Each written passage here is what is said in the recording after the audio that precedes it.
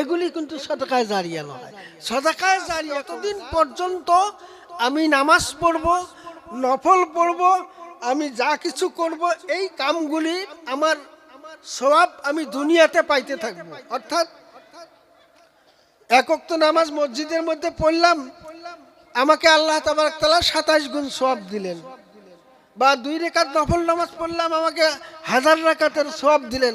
কোরআন তেলাওয়াত করলাম, এক একটা করে কোরআন পড়লাম, একটা আখরের মধ্যে 10-10টা নেকি আল্লাহ তাআলা দান করলো। এগুলি হয়েছে দুনিয়ার জন্য, এগুলি কিন্তু সাদাকায়ে জারিয়া নয়। সাদাকায়ে জারিয়া কোনটা?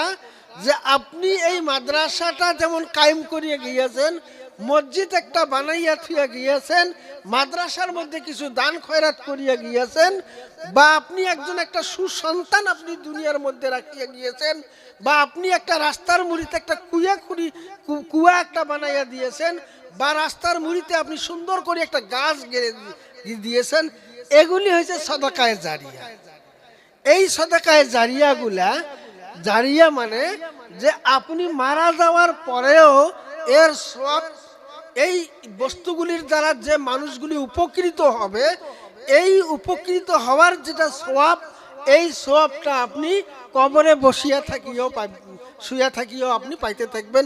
অর্থাৎ কিয়ামত পর্যন্ত একটা গাছ যতদিন বাঁচিয়ে থাকবে, ওই গাছের মধ্যে যদি একটা পাখিও যদি পড়িয়া একটু আরাম করতে পারে, এই আরামের সওয়াবটাও আল্লাহ তাবারক তাআলা আপনার কবরের মধ্যে পৌঁছাইয়া দিবেন।